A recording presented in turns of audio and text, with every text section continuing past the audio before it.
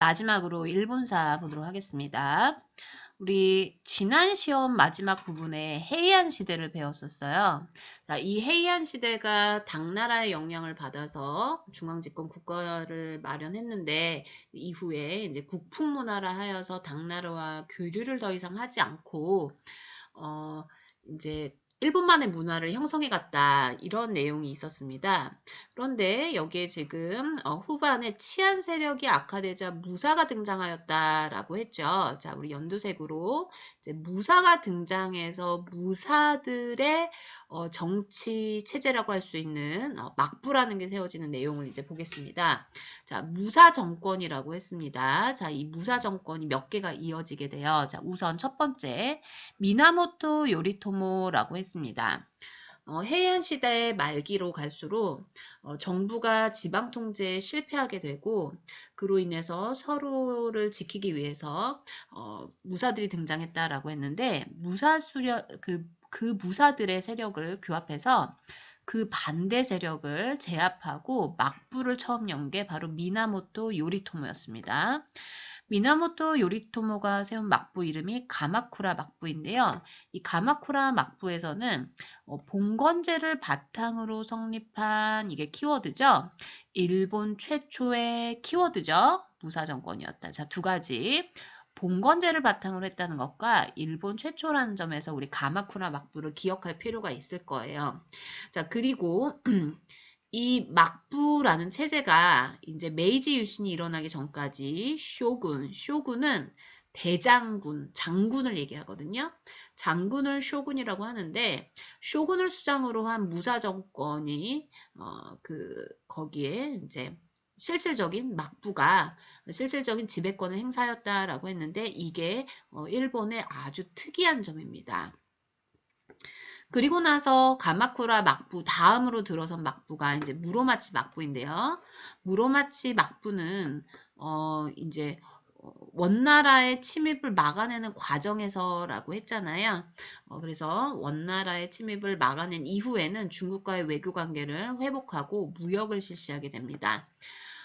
그런데 어떤 이유로 해서 무로마치 막부가 쇠퇴하면서 이 무사들끼리의 전쟁, 전국시대라고 하죠. 이 전국시대가 약 100년, 사실 100년이 좀 넘거든요. 100년간 이 전국시대가 지속이 됩니다. 그리고 그 끝을 장식한 게 바로 도요토미 히데요시의 일본 통일이죠. 자, 그 길고 길었던 전국시대를 끝낸 도요토미 히데요시가 임진왜란을 일으켰고 그리고 그가 죽으면서 임진왜란 역시 막을 내렸는데 그의 후계자라고 할 수 있는 도쿠가와 이에야스 들어보신 적 있죠? 도쿠가와 이에야스가 에도 막부라는 것을 열게 됩니다. 자, 17세기가 시작되는 거예요. 그러니까 굉장히 시간이 긴 시간을 아주 짧게 줄인 거죠. 자, 에도는 도쿄, 지금의 동경 또는 도쿄를 얘기하는데 에도 시대 때는 이 가마쿠라 막부 때 시행된 그 봉건제를 바탕으로 하는데 조금 더 구체적이고 달라진 부분이 있으니까 볼게요. 자, 쇼군은 직할지만 다스리고 이게 봉건제죠. 주나라 왕실이 직접 다스리는 지역이 있고 제후들에게 따로 나누어 준 영지들이 직할지를 애워싸고 있고 이런 게 이제 봉건제였잖아요. 근데 나머지 지역은 다이묘가 자신의 영지를 다스렸다라고 했죠. 다이묘들은 자신의 영지를 각 지에서 다스렸다. 이걸 뭐라고 하느냐? 막번 체제라고 한다. 막번 체제. 그러니까 봉건제랑 같다고 생각하지 마시고 그러니까 같은데 이름이 아예 다르니까 막번 체제로 기억을 좀 해주세요. 그래서 여러분들 뭐 일본 애니 같은 거 보면 뭐 다이묘라는 이름 나오지만 무슨 번 이런 게 나올 거예요. 막부의 막하고 번주 해가지고 막부와 번부 이렇게 해서 막번 체제라고 합니다. 자, 막부는 즉 도쿠가와 이에스가 쇼군이 다스리는 직할지 거기서 나오는 권력이 엄격한 법률을 가지고 또 쌍킹 고타이 제도라는 제도를 가지고 지방 다이묘에게 통제력을 강화해서 중앙 집권적이면서도 기본은 봉건제인 이런 특이한 제도를 실시합니다. 다시 한번. 중앙 집권적인 봉건제를 실시했다. 그래서 우리 여러 무사 정권이 있지만 포인트는 에도 막부거든요. 우선 문제를 풀면서 더 볼게요. 자, 도쿠가와 이에스가 수립한 거 에도 막부죠. 명과 조공 관계를 맺고 조선과도 국교를 맺었다. 자, 다시 한번 외국과 국교를 맺었던 건 무로마치 막부였습니다. D급. 그다음에 여몽 연합군의 침략을 격퇴하는 과정에서 쇠퇴한 무로마치 막부. 가마쿠라 막부. 가마쿠라 막부는 이 원나라를 막아내는 과정에서 쇠퇴했다라고 했죠. 그래서 답은 기억 디귿 니은. 자, 막부의 성립과 전개 이제 요거 표로 정리되어 있습니다. 우리는 지금 가마쿠라 막부, 무로마치 막부, 에도 막부를 봤어요. 전국 시대는 지금 조금 줄여서 봤는데요. 벌써 이제 여기만 해도 100년이 넘죠. 그리고 오다 노부나가와 도요토미 히데요시가 그러니까 그러니까 오다 노부나가의 후계자가 도요토미 히데요시고 도요토미 히데요시의 후계자가 도쿠가와 이에야스 이렇게 좀 이어지는 걸 보는데요. 다이묘들의 난립과 하극상이 이루어졌던 이 전국 시대를 이렇게 마무리를 했다라고 보시면 되겠습니다. 자, 조선이 통치념으로 성리학을 채택한 거 이거는 맞는 얘기죠. 자, 다른 교과서에는 주변 얘기도 좀 많이 다루고 있어서 이런 문제가 나왔어요. 자, 미나모토 요리토모 가마쿠라 막부죠. 그래서 틀렸어요. 자, 임진왜란이 일어난 이후에 중국 명의 국력이 약해졌죠. 여진족이 세운 후금이 성립했기 때문에 조선과 명나라가 일본의 정신이 없는 틈을 타서 이 여진족이 강성해졌잖아요. 그래서 이것도 X입니다. 자, 넘어가서 자, 가시기 동아시아, 가마쿠라 막부와 에도 막부 수립 사이에 동아시아에서 있었던 일이니까 중국도 알아야 되고 그다음에 조선도 알아야 되고 그다음에 일본도 알아야 되겠습니다. 여기 중국이라고 하지 말고 우리 명나라라고 해야 되겠네요. 그렇죠? 자, 그럼 다시 적어 볼게요. 자, 고려가 건국된 거는 918년이기 때문에 시대가 좀 안 맞아요. 이성계의 조선 건국 1392년입니다. 자, 이렇게 조선 건국 정도는 기억을 해주시면 좋은 게 조선이 건국되고 나서 딱 200년 뒤에 임진왜란이 벌어져요. 그래서 2번, 4번은 우리 상식으로 알고 있읍시다. 자, 그 다음에 원나라가 이제 중국 전역을 지배하였다라고 했는데 남송을 멸망시키고 대도로 이제 이사를 간 게 1271년이에요. 그래서 그 이후에 이제 일어난 일이니까 이 사이에 포함이 됩니다. 일본 무로마치 막부가 실권을 장악하였다. 1336년 아까 연표해 보시면 무로마치 막부가 이쯤에 위치를 하고 있기 때문에 이것도 맞는 얘기죠. 답은 1번이었습니다. 자, 조금 뜬금없는 고려의 건국 연도를 우리가 어떻게 알아? 그런 내용이지만 2번부터 5번까지의 내용은 여러분들이 충분히 추측해서 쓰실 수 있는 부분이었다고 생각이 들어요. 자, 14번 보고서의 주제인데요. 1. 조선에서의 소중화 의식. 이거는 이제 명이 멸망하고 청나라가 들어서면서 오랑캐들이 청나라를 세우고 감히 중화를 사칭하다니 진짜 중화는 명나라이고 그거를 대리할 수 있는 거는 우리 조선밖에 없는데 라고 하면서 작은 중화 의식이 발달했습니다. 일본은 자국을 동아시아 문화의 중심으로 여겼다라고 했어요. 네, 그런 면이 있습니다. 그리고 국풍 문화 이후로도 그랬고 그다음에 유럽의 문화를 좀 빨리 받아들인 것도 있었고요. 그 다음에 청나라는 명나라를 이어받은 새로운 중화를 주장했대. 맞죠? 자, 이것은 가장 적합한 거는 우선 4번밖에 없죠. 자, 명나라에서 청나라로 교체되면서 벌어진 조선, 일본, 그 다음에 청나라에서의 이야기잖아요. 임진왜란의 결과니까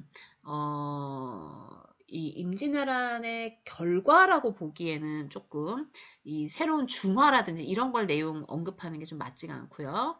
은의 유통은 경제적인 부분인데 여기서 조선은 좀 빠져야 됩니다. 자, 북로남해 이것도 아니고요. 세계관의 확대라고 보기에는 소중화 의식이라고 했는데 이게 좀 어울리지가 않죠. 자, 넘어가서 15번.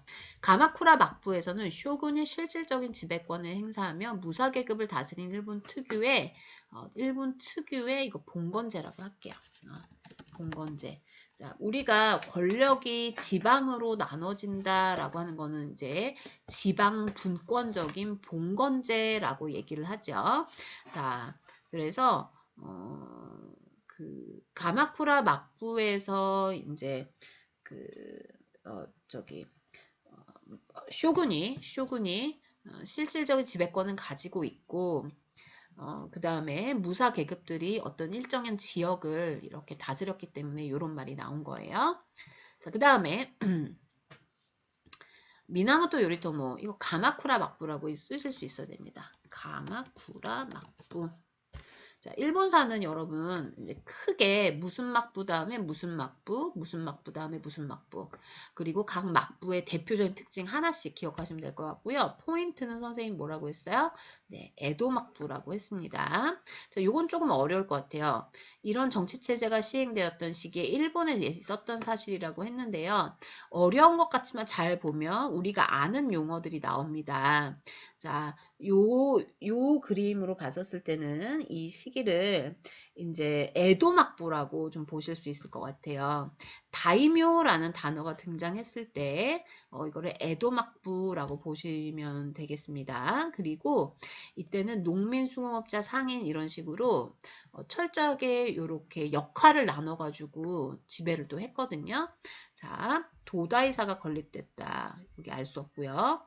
다이카 계신 옛날 얘기고요. 쇼토코 대자 옛날 얘기죠. 헤이조쿄도 옛날 얘기예요. 그런데 우리 에도 막부에 되게 중요한 제도 중에 하나가 상킨 고타이 제도예요. 상킨 고타이 제도는 뭐냐면은 이 다이묘와 또는 다이묘의 아들들, 그러니까 가족들을 두고 다이묘가 이 정해진 기간마다 이 쇼군을 만나러 가야 됩니다. 그래서 내가 딴 마음을 품고 있는지 품고 있지 않는지 이제 확인을 하는 제도거든요. 그래서 봉건 제도이긴 하는데 쇼군에게 꼼짝하지 못하고 쇼군이 시키는 대로 다 해야 되기 때문에 그 권한이 좀 적다라고 볼 수 있을 것 같아요. 그래서 상킨 고타이 제도는 에도 막부를 길게 지탱하고 평화롭게 유지할 수 있게 만들어준 그런 제도이기 때문에 알고 계셔야 됩니다. 자, 넘어가서 문화라고 했는데요. 자, 국풍문화해서 이제 국학이라는 거는 일본 고유의 정신, 고유의 문화를 강조하는 거예요. 그래서 이 국학이 많이 퍼져 있기도 했지만 에도막부 시기 이후에 네덜란드를 통해서 들어온 유럽의 학문 문화, 특히 이 네덜란드의 란자를 이용해서 난학이라고 했거든요. 난카쿠라고 하는데 이 난학이 16세기에 유행을 하게 됩니다. 그래서 난학이라는 단어 그리고 네덜란드와 함께 연결해서 기억을 해주시면 되겠습니다. 자, 마지막 문제인가요? 아니군요.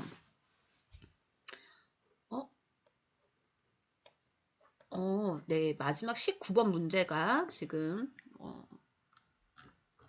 사라졌는데요. 잠시만요. 자, 마지막 문제 19번 보겠습니다. 자, 조선과 에도막부는 통신사를 통해서 이제 서로 교류를 했습니다. 그래서 조선통신사는 여러분 아실 거예요. 임진왜란 후에. 근데 사실 임진왜란 전에도 있었어요. 자, 그 다음에 에도막부는 나가사키를 개항하여 네덜란드 상인과 교류했다라고 했거든요. 자, 데지마라는 섬이 있는데요. 그 섬에 대해서는 교과서에 잘 나와 있으니까 다시 한번 보세요. 그 다음에 에도 막부에는 존인의 후원에 힘입어 우키요에가 유행하였다 했는데요. 우키요에는 바로 요거를 의미하는 겁니다. 일본 특유의 풍속화인데요. 특이한 거는 판화예요. 목판화. 찍어서 만드는 건데 색감도 아름답고 굉장히 판화라고 믿어지지 않을 만큼 정교하잖아요. 자, 이 우키요에가 존인, 상공업자들을 이제 존인 계층이라고 부르거든요.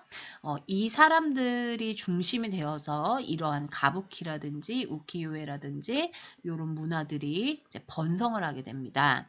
그것이 가능했던 것은 경제적으로 안정이 되어 있었기 때문이고요. 그다음에 아까 문제에서 봤던 상킹 고타이제도 여기 교과서에 있는 것에 넣어 봤습니다. 자, 여기까지인데요. 네, 자세한 거는 수업 시간에 다시 한번 이야기 나누면서 시험 공부 잘 마무리하셨으면 좋겠습니다. 여기까지 하겠습니다.